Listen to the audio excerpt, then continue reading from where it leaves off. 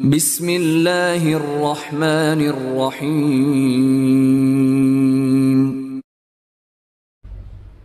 Innal hamdalillah nahmaduhu wa nasta'inuhu wa nastaghfiruh wa na'udzu billahi min shururi anfusina wa sayyiati a'malina.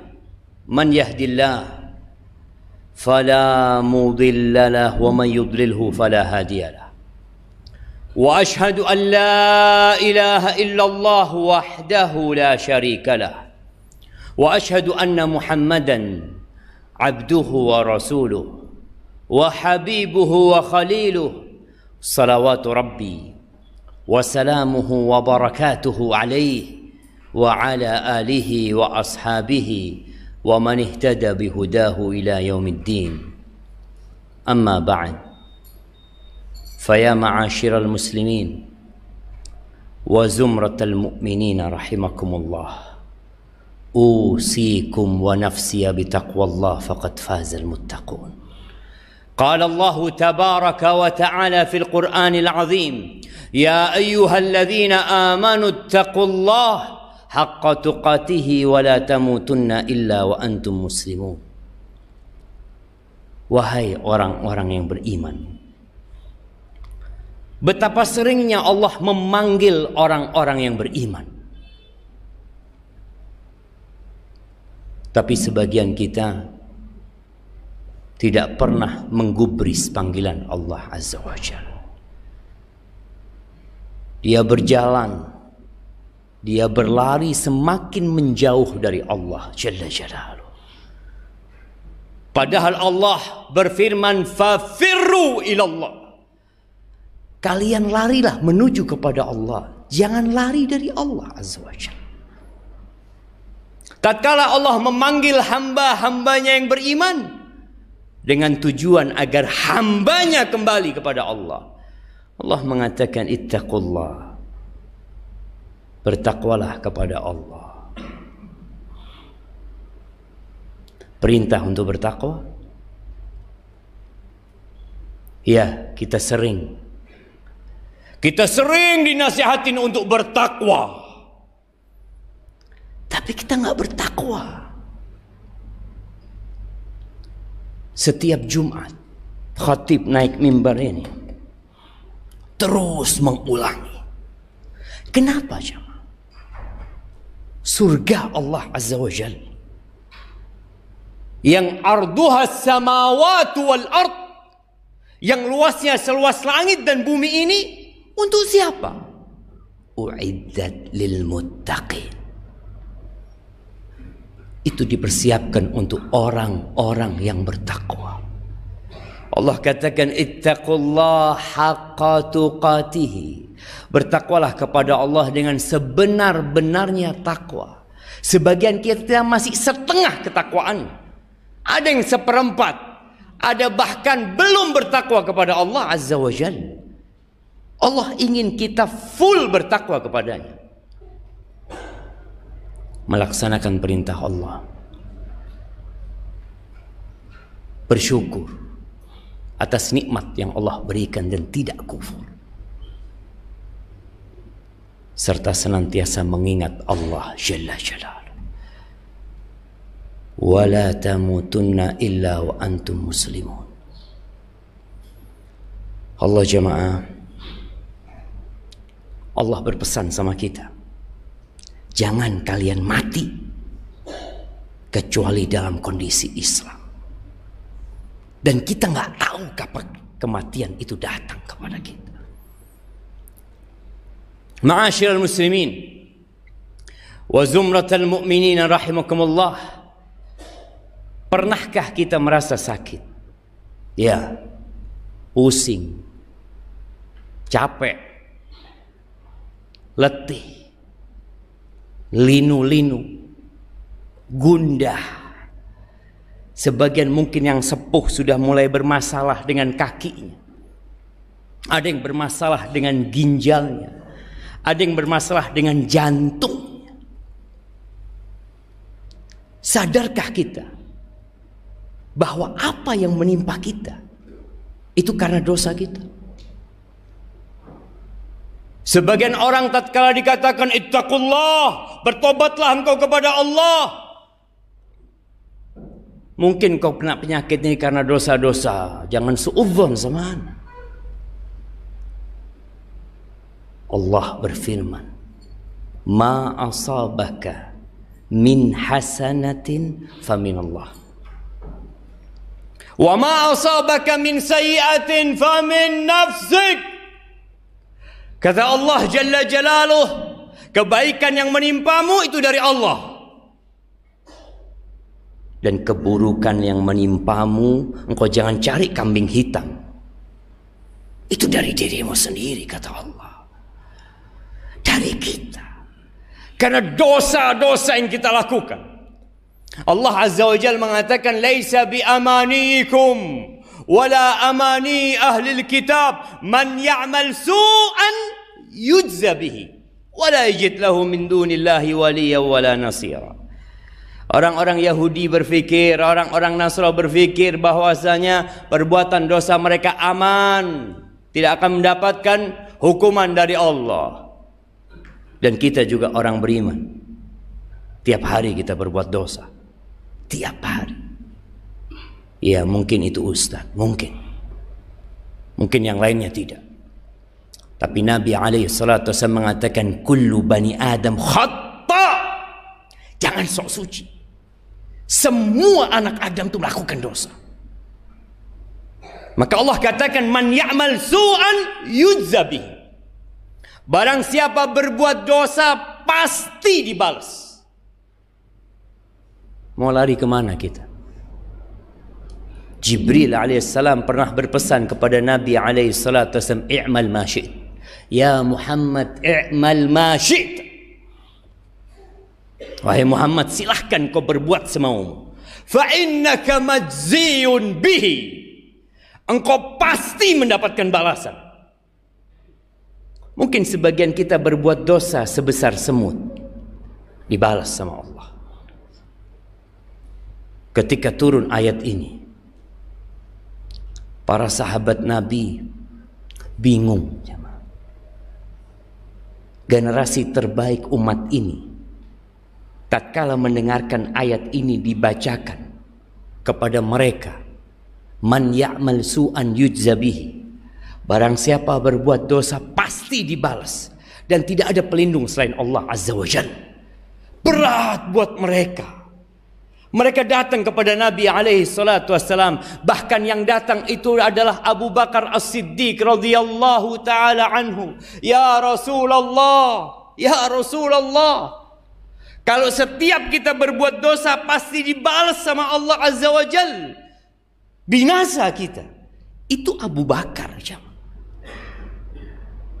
Tapi memang benar, innama yakhshallaha min ibadihil ulama. Yang takut kepada Allah dari hamba-hambanya adalah orang yang berilmu. Abu Bakar takut. Lalu apa kata Nabi SAW? Ghafarallahu laka ya Abu Bakar.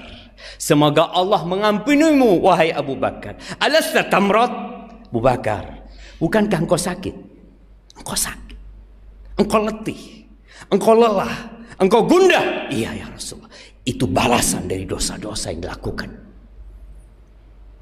Sebagian kita hanya berpikir tatkala dia pening, oh mungkin darah ana naik, mungkin darah ana turun.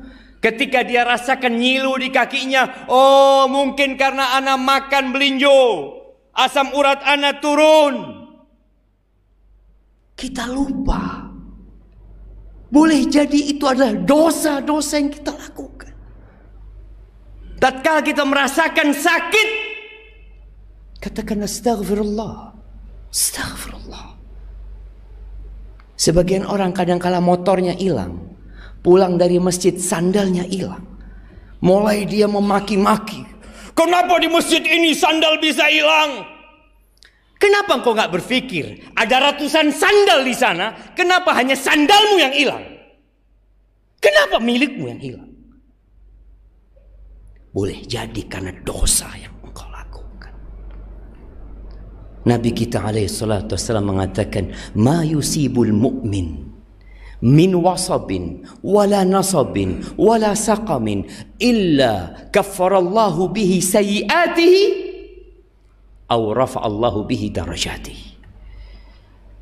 Tidaklah seorang mukmin ditimpa penyakit, pusing, capek, lelah, apa saja, hatta syauka dalam hadis lain, sampai duri. Mungkin seorang potong kuku, tahu-tahu luka. Seharusnya kita sadar, mungkin ini karena dosa yang kita lakukan. Apapun yang menimpa, itu akan menghapuskan dosanya dan akan mengangkat derajat. Tapi ternyata ada orang-orang soleh yang mereka mendapatkan bala dan musibah. Ya, penyebab musibah menimpa kita yang pertama adalah dosa. Yang kedua, karena Allah ingin mengangkat derajat hamba. Bagaimana Rasul sallallahu alaihi wasallam menyampaikan, asyaddun nas balaan al-anbiya. Orang yang paling berat cobaannya, yang paling dahsyat balanya siapa? Perampok, pencuri, pezina? La. Al-anbiya, para nabi. Kita lihat bagaimana Nabi Nuh alaihi salam, bagaimana Nabi Ibrahim, bagaimana Nabi Musa, bagaimana Nabi Yunus, bagaimana Nabi Isa, bagaimana Nabi kita Muhammad alaihi salatu wassalam. Beliau sholat, ditaruh ari-ari onta di pundak beliau. Beliau berdakwah di Taif, dilemparin batu sallallahu alaihi wasallam. Beliau hijrah, diumumkan sayembara untuk darah Nabi kita alaihi salatu wassalam. Ketika perang Uhud, patah gigi Nabi alaihi salatu wassalam, berdarah wajahnya alaihi salatu wassalam. Hidupnya penuh dengan kesulitan. Bahkan tatkala beliau hendak meninggal dunia, mungkin kita pernah melihat orang sekarat begitu mudahnya seakan-akan dia mati. Sedangkan Nabi kita alaihi salatu wassalam 10 hari kira-kira sampai 14 hari beliau sakit. Berulang kali pingsan Nabi kita alaihi salatu wassalam. Beliau mengatakan, ala inna lil mauti la sakarat. Kematian itu ada sekaratnya. Itu Nabi kita alaihi salatu wassalam. Sampai kata Aisyah radhiyallahu taala anha, setelah aku melihat bagaimana sulitnya Nabi alaihi salatu wassalam, perjalanan beliau dicabut nyawanya. Aku kalau melihat orang matinya dianggap biasa, aku biasa. Aku tidak menganggap itu sesuatu yang wah, karena Nabi saja alaihi salatu wassalam sulit jamaah. Sampai berkeringat, sampai Fatimah datang ketika Nabi alaihi salatu wassalam sekarat. Apa kata Fatimah binti Muhammadin sallallahu alaihi wasallam? Wa karbabatah, ya Allah, beratnya ujian bapakku ini, susahnya bapakku ini. Apa kata Nabi kepada Fatimah radhiyallahu taala anha? La karba ala abika ba'dal yawm. Fatimah, mulai hari ini nggak ada lagi kesulitan buat bapak. Yang paling berat cobaan itu para nabi. Kenapa? Allah hendak mengangkat derajat mereka. Ada derajat untuk orang-orang yang sabar. Yang kata Allah Azza wa Jalla, innama yuwaffas sabiruna ajrahum bighairi hisab. Orang-orang sabar itu dapat balasan tanpa perhitungan. Allah hendak berikan itu kepada para nabinya. Thummal amsal fal amsal. Kemudian semakin orang ini mendekat kesolehannya, ketakwaannya kepada derajat para nabi, dikasih cobaan lagi sama Allah Azza wa Jalla. Yubtalar rajulu ala hasabi imanihi. Orang itu dikasih ujian sesuai dengan kadar keimanannya. In kana fi dinihi sulb. Kalau agamanya bagus, keras, Allah keraskan cobaannya. Tapi kalau agamanya lemah, Allah dikitkan cobaannya. Sampai kata Nabi SAW, ada orang yang berjalan di muka bumi ini nggak punya dosa, terus dibersihkan sama Allah, diangkat derajat mereka. Maka kalau kita melihat orang soleh sakit, berbaik sangka, mungkin Allah hendak mengangkat derajatnya. Tapi kalau kita yang sakit, segera istighfar dan mohon ampun sama Allah Azza wa Jalla. Aqulu qawli hadha wa astaghfirullah li wa lakum wa li sa'iril mu'minin wal mu'minat fastaghfiruh innahu huwal ghafurur rahim.